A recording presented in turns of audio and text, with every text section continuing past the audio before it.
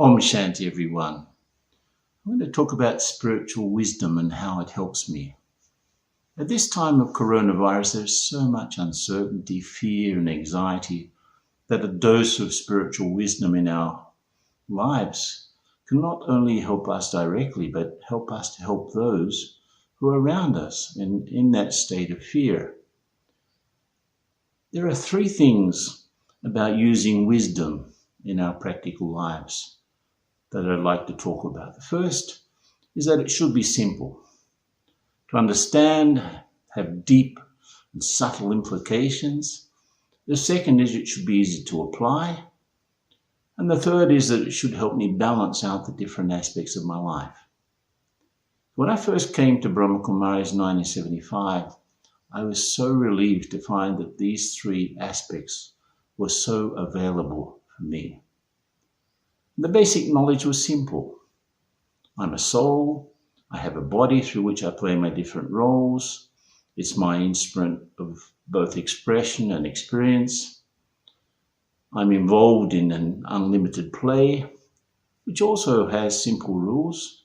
Whatever I do, I get the return of that. And my present situation is based on whatever I thought, said, and did in the past. And my future is something I have to construct or create based on the way I behave now. The source of spiritual power is the one God, who's the Father of all souls of all religions, and I can get that power by having a loving connection with Him. That was the essence for me. And at this moment, the practice of soul consciousness, being the soul, acting through the body, helps to take me beyond all of the confusion that's going on at the moment. I can become lovingly detached and really send out vibrations of compassion for those who are suffering either health-wise, finance-wise, or socially. From the beginning of my practice, armed with these simple concepts, I became fascinated by the ease of their applicability. I found that I could go beyond my persona and perceive the limitations around my thinking. And I discovered that much of what I had thought was just a set of frozen beliefs that looked great in theory but were not practical. And in the light of these newfound truths, I could easily see what was real and what was not, how much was my own or someone else's invention. Even though it hasn't happened much, there have been times when I've spent the night tossing and turning in the horns of some dilemma. But through meditation and the spiritual wisdom that comes with it, I've been able to recognize the sorts of patterns that form inside me. And I can distinguish between the voices that come from my past or the opinions of others and even their emotional blackmail that sometimes people put. I can have the clarity to separate what's true from what is only apparently true. I understand how wisdom is about the amount of time it takes me to respond correctly to an unexpected situation. Meditation helps me put a few seconds between what happens and my reaction so that I don't express things that I later regret. Now, I often feel that wisdom can be measured by the time that it takes me to respond properly to an unexpected circumstance, to become comfortable in an uncomfortable situation. If it takes a long time, it means that I'm less wise. And if I can't adjust or accommodate at all, it means I have no wisdom. But if I can quickly appreciate the different factors and the influences in a situation and organize my response in the best possible manner, it means that I am becoming wiser. This is what spiritual wisdom is all about, actually. Not only the meditation practice, but the deep understanding of the rules of the game of life help me to both organize my responses and dance with the situations according to the music that's being played. The third aspect is by understanding these simple things and the practice of meditation, I'm able to keep balance while going about my activities. This is the real wisdom. I've been able to introduce, for example, meaningful pauses throughout the day that can help me meet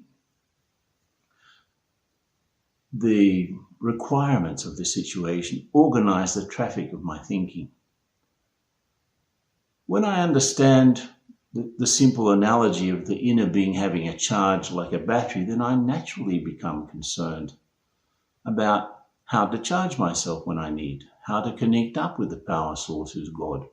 So I begin the day with meditation, and I stop at different times during the day and go into that deep state. And before going to bed at night, also make sure that everything's just flowing nicely. This brings such a wonderful balance.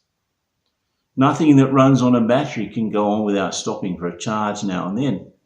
And I've learned that the first thoughts of the day become the foundation of my inner state for the whole day. But also I need to pause from time to time in order to check the traffic of my thoughts and feelings. This is a fantastic benefit. I found that the practice of stopping for 1 minute every hour actually has two results. I can retain a sense of balance throughout the day by making sure that doing and being are actually helping each other. The 1 minute of peaceful and conscious pause makes the other 59 minutes much more productive and useful. And I end up doing less and getting more done. Such a paradox. But that's what spiritual wisdom brings.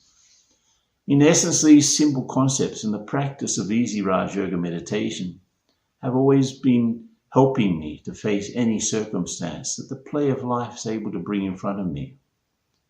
With the help of understanding that God has given me, together with the power that He brings me in meditation, I am able to get through almost any situation, even the most drastic. For example, a few years ago, I was in Santiago in Chile, and there was an earthquake in the middle of a talk I was giving. Just imagine, it wasn't a tremor, it was an earthquake.